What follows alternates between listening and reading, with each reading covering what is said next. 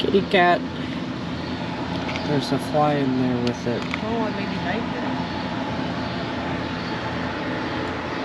I think it's too lazy. Here's a Starbucks, because every city needs a Starbucks.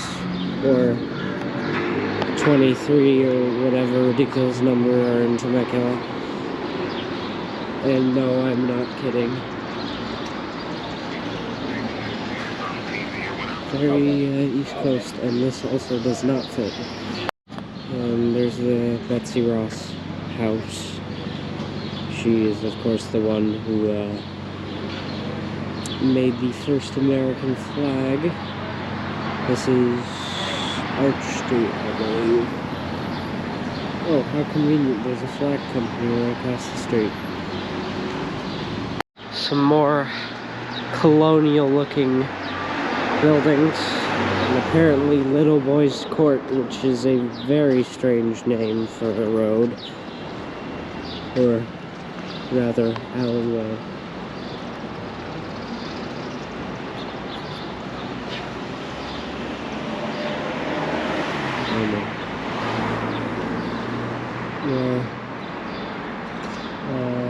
Historical stuff.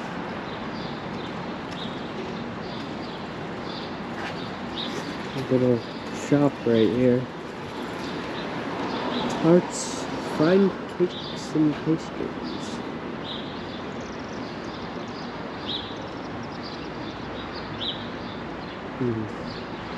Cool. Vintage advertisement.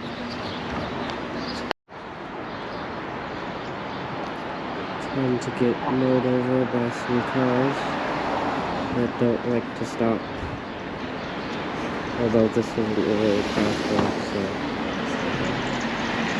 Oh.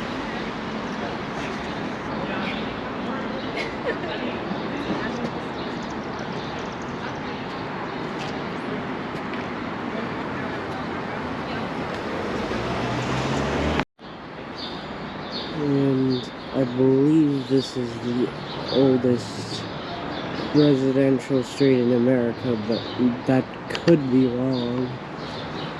That's just what I've seen written down. Often those things are not necessarily subjective, but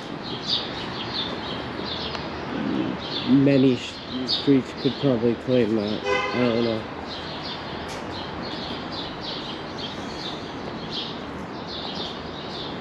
But people do still live on these streets. There's like Ring doorbells and stuff, which I think is funny. It's got cobblestone down here. And you can't actually drive down this street. Parking is not allowed, or at least long-term parking.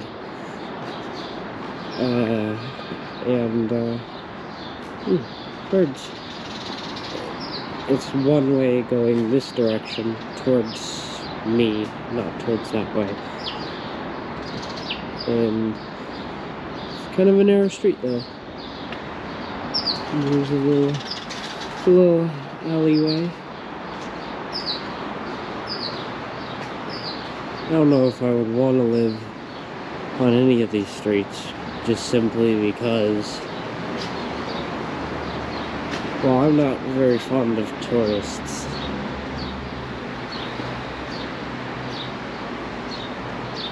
Bladen's Court. I think it's Bladen's. I suppose it could be pronounced differently. But this is just a dead end. But some nice trees and stuff.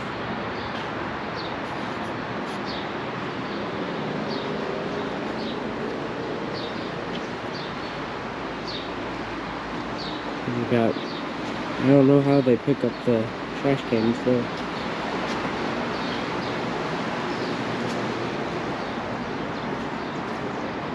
It's not a very long street either, it ends just around the corner here.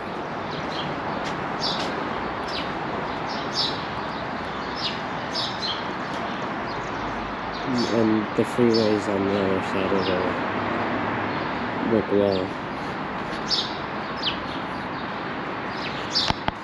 And here's a little fact sheet drawn by a kid.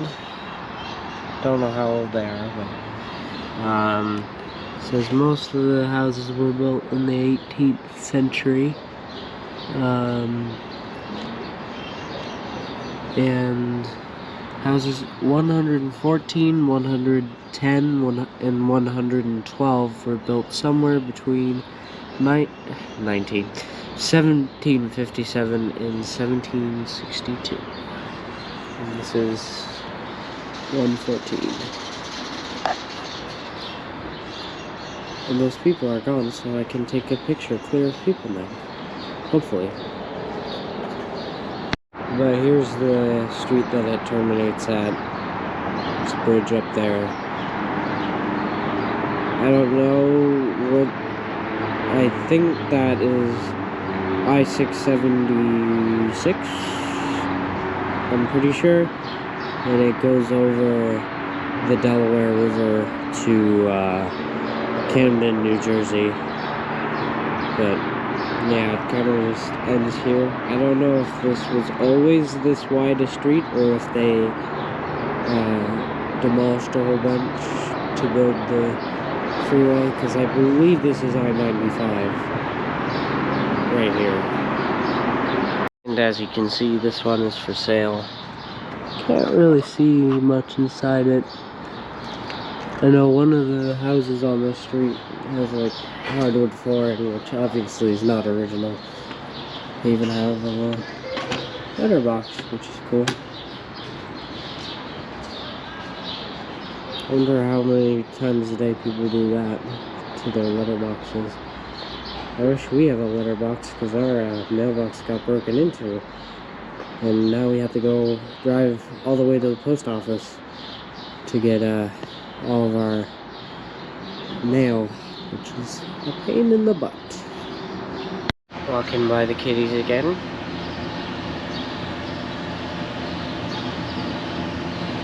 The other cat's like, why the hell are you doing that right now? I'm sleeping.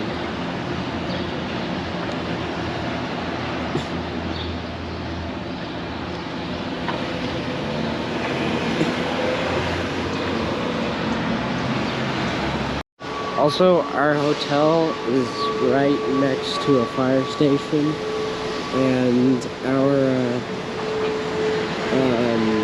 hotel room is like right on the corner up there on this building right here. I think this building on the 8th floor of the Wyndham. And we can hear it every time they come outside with the sirens, so hopefully it's not too bad.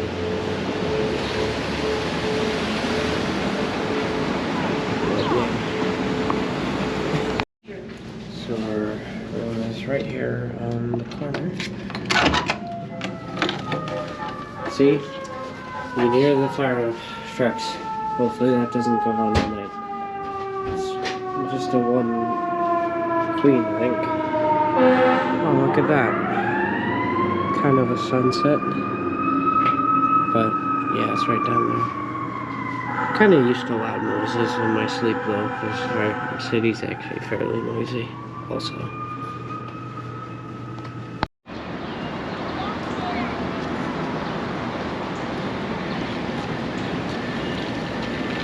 There's a 100% chance of rain at 12, and then nothing at 1. Some National Guards thing, I assume, for Flag Day.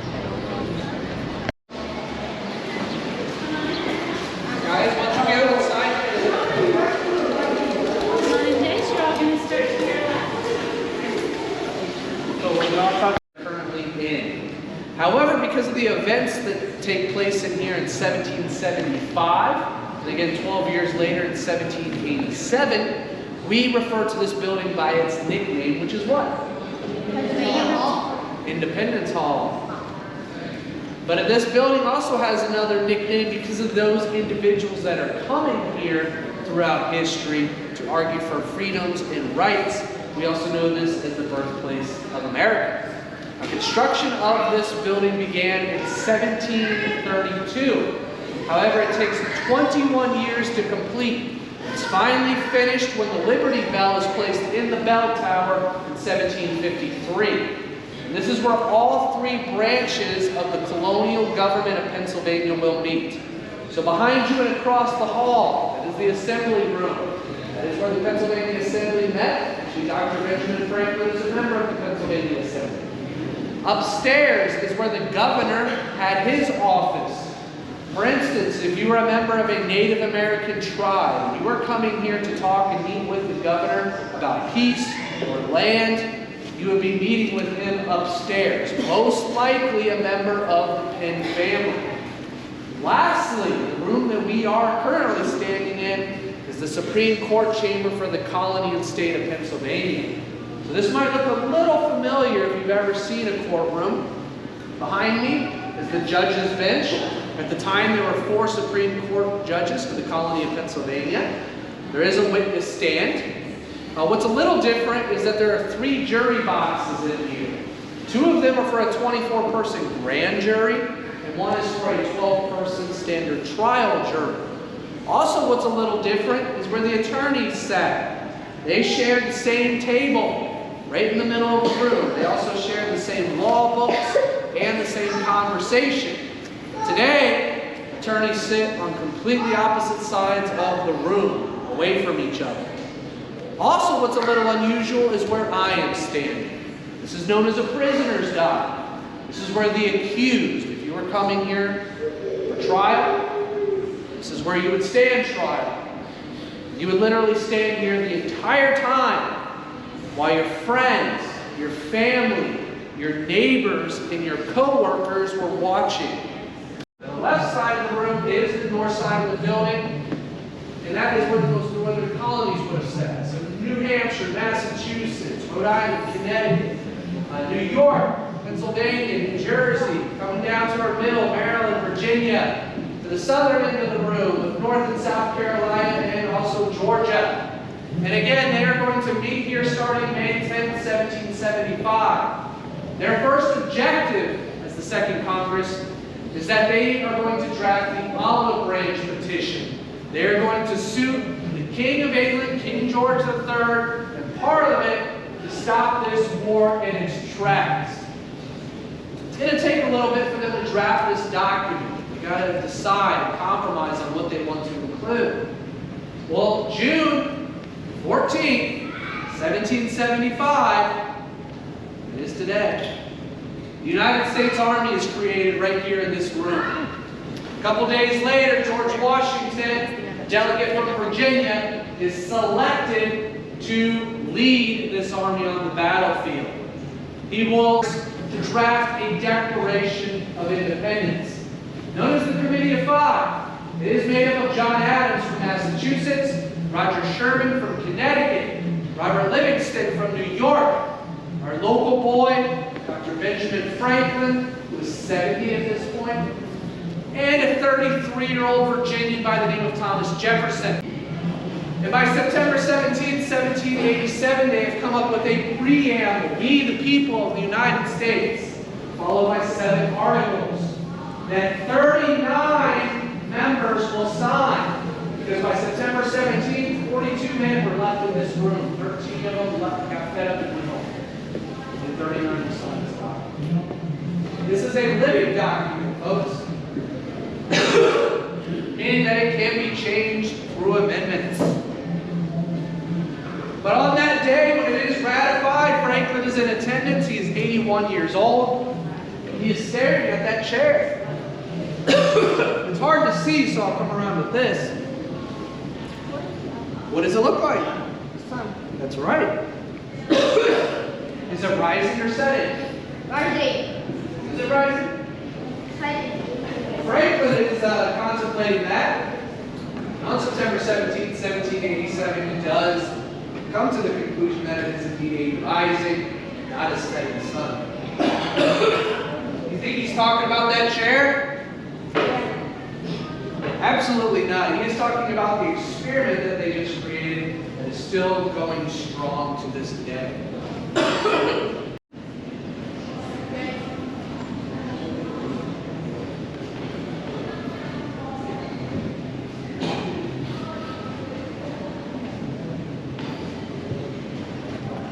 cool cobblestones right here. There's a lot of cobblestone streets here. It seems like there's a lot more than you can find in like Boston, for example. Which is, it's cool. Don't have a lot of cobblestone streets here in the US. Most of it's paved with asphalt, or in the case of California, concrete. So that's on the freeways, and I hate concrete freeways because they're bumpy. But that was a bit of a tangent, or rant. I'm just babbling. Ranger said that this is the chair of the Speaker of the House. So this is the House of Representatives chamber, and upstairs is the Senate. Because Philadelphia, at one point, was the capital of the U.S. before D.C. And this is also where John Adams was inaugurated as the second president.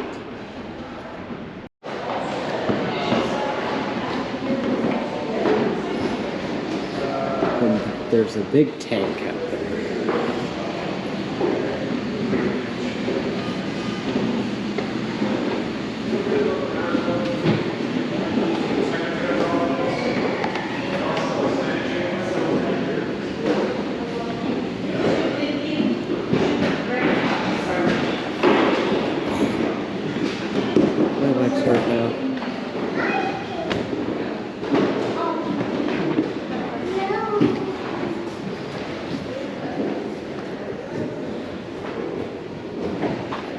Here's the actual chamber.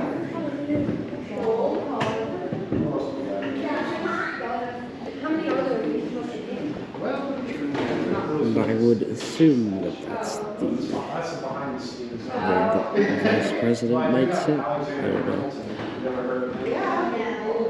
Because the vice president is also the president of the Senate. So I'll ask her.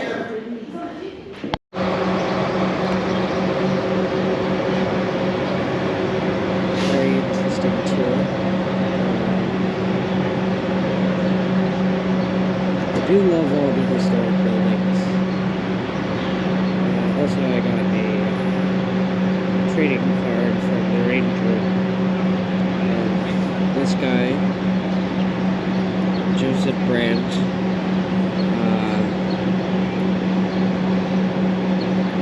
some important Mohawk Native American.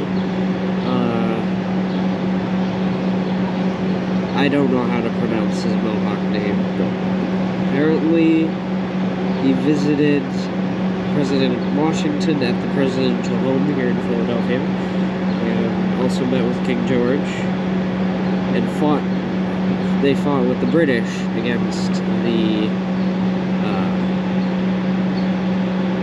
Americans during the War of Independence. And they went to Canada, which of course was British at the time. And it says he was born in Cuyahoga, which I think is in Ohio, I'm pretty sure. And then he died in Ontario, which I assume it's referring to the province of Ontario in Canada, but can't always be sure. So I believe this is a library, but it says presented to the library. But there's been a thing put up there. Some nice brick / cobblestone streets. I think there's cobblestone. 15-minute wait for the Liberty Bell. That's why they clear up until a certain point. Like it's, for most trains. So apparently the crack is a result of trying to fix a thin crack, and they just made it worse. People prize the metal fillings. And as with everything, there's an extensive security check.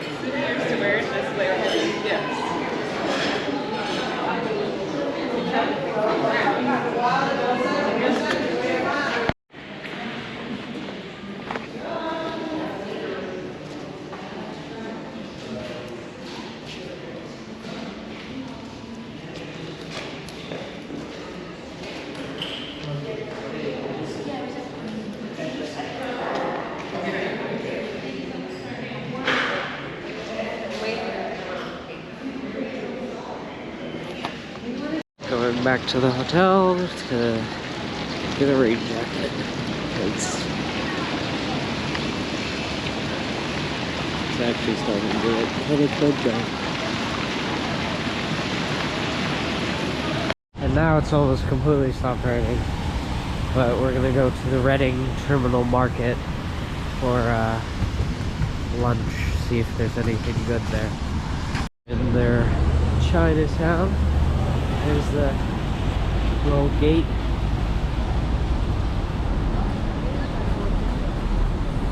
That was nice of them, yeah, for not mowing us down. In the Reading Terminal Market, feels very weird filming it here though. There's people all over the place. There's a lot of sandwich places and ice cream. Mostly food, but there are, I think I saw some jewelry too, so. There's candy all over the place right here. Wow, that's a lot. There's also a cookie shop right here. We decided to get some Philly cheesesteaks and maybe get some ice cream later, so. I've noticed that compared to Washington, D.C., the city's dirtier. Obviously, there's more people. But there's also not a lot of trash cans, which is kind of annoying. Also, of course, as soon as we went back to the hotel to get our rain jackets, it stopped raining. It's not like clear, but it's pretty warm and foggy, so that sucks. And I'm gonna go and jaywalk in a second. Here's a Philly cheesesteak from Carmen's with cheese, sharp provolone, and sweet peppers, and also onions, I believe. And of course, it's raining again, and it's thundering. We're all gonna die, man.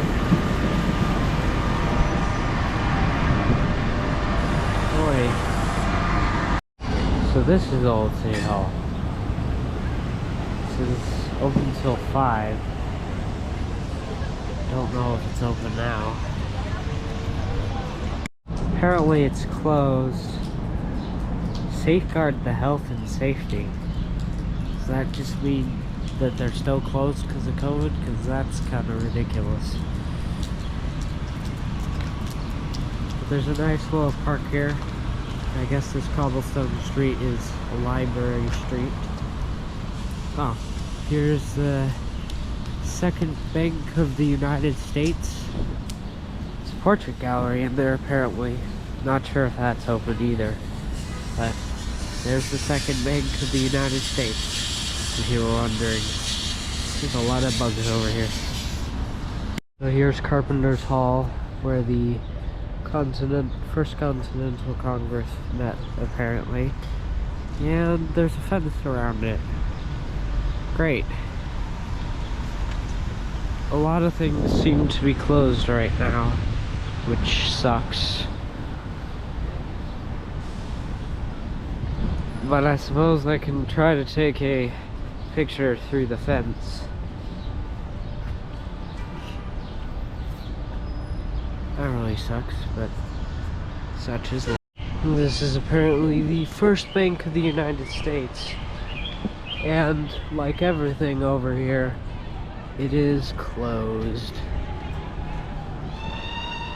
To see the fire escape right there, which is unique to me, because we don't really have those anywhere in California, even in like downtown San Diego. I don't think there may be some, but I don't think there's very many. Okay, here's the front facade. Alright, I'm gonna cross here. Hopefully I don't die. There's one guy coming. It's stuff. A lot of the streets are more busy than they were earlier. Also, this is a very terrible time to take pictures or film because the sun is right in my face. I don't remember if I filmed down here or not. but military museum right here. And here's Carpenter's Hall without a massive school group standing in front of it.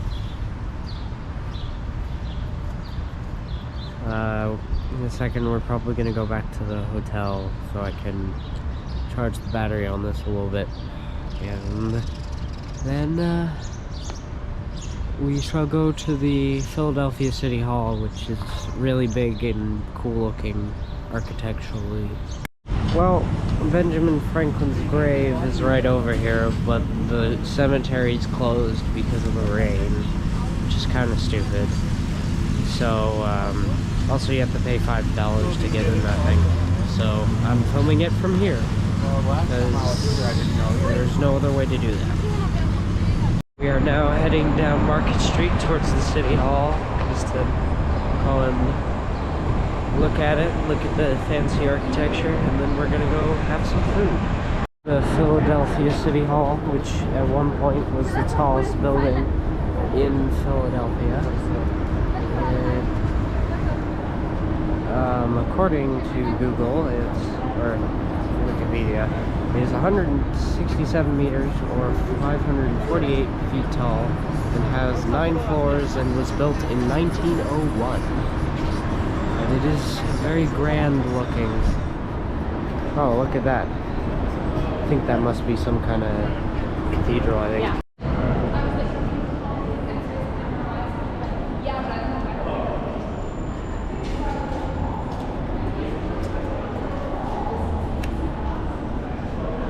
Central courtyard, I guess, here.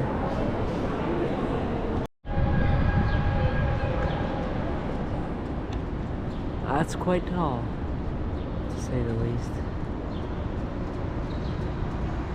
There's exits in every direction, but this one's closed for now. And according to Google Maps, this kind of castle cathedral looking thing is the Masonic Temple. Actually really, really cool looking.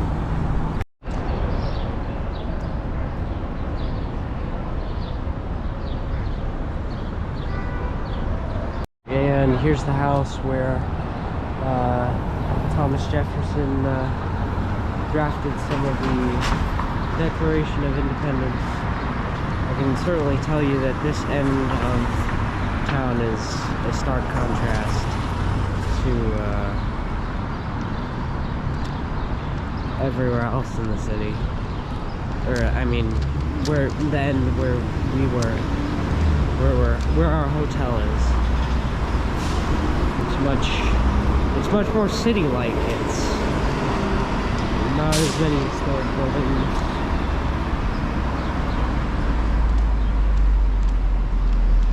It's more skyscrapery, and coming pretty soon up to the Independence Mall, or just, I think they call it a mall, but they also call it a National Historic Park.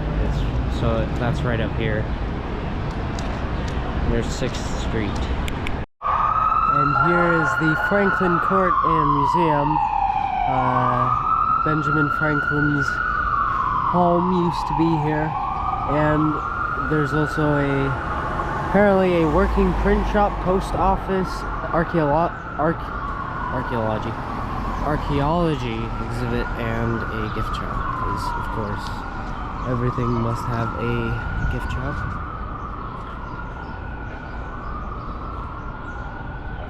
Printing office and bindery.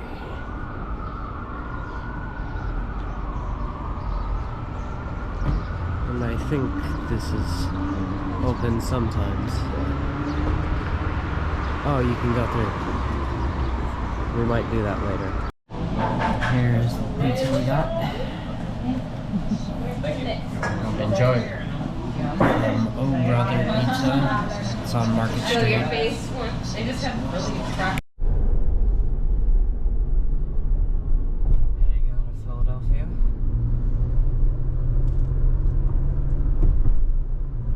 The Ben Franklin Bridge.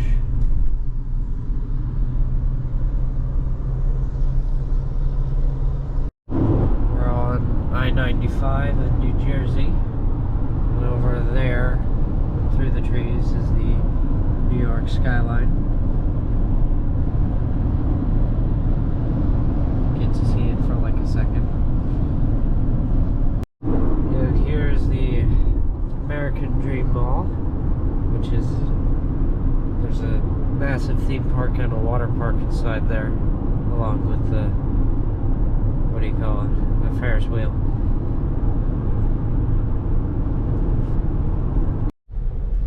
We're about, well, we're not about to get on the George Washington Bridge, but traffic is stopped everywhere, so that's great. And that guy's making an illegal maneuver, although that's not really surprising either, so we're now on the George Washington Bridge.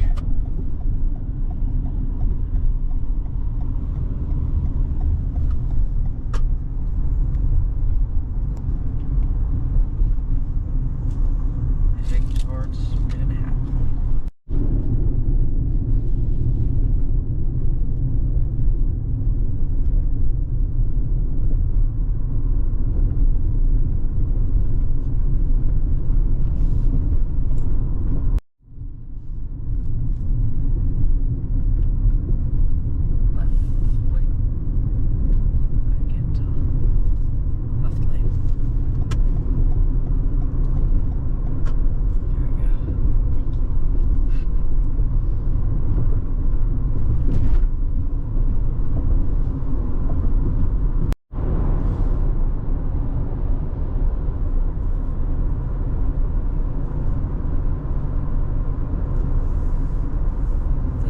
One of those parkways where trucks are not allowed because it's so old. It was designed for modern trucks, and the speed limit's like 45, which is painfully slow.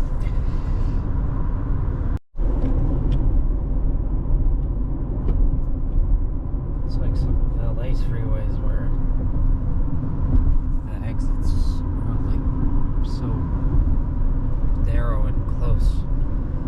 And there's stop signs in some places to get onto the freeway.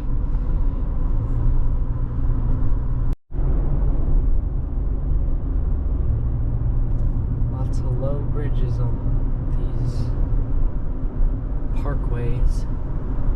Sawmill River Parkway, I think is what it's called.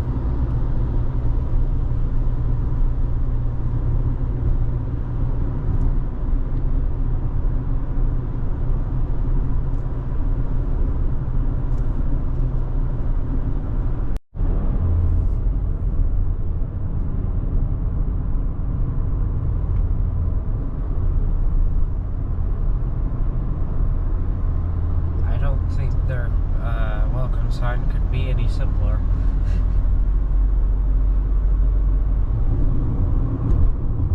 Driving through Hartford, Connecticut on I-84.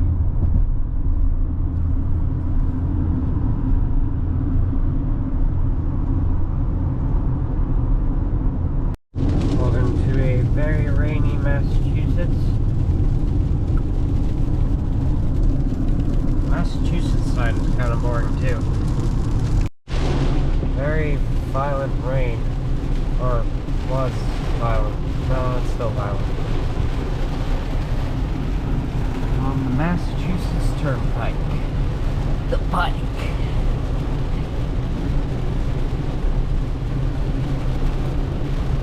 Almost to Worcester. And now, less than a mile later, it's pretty clear.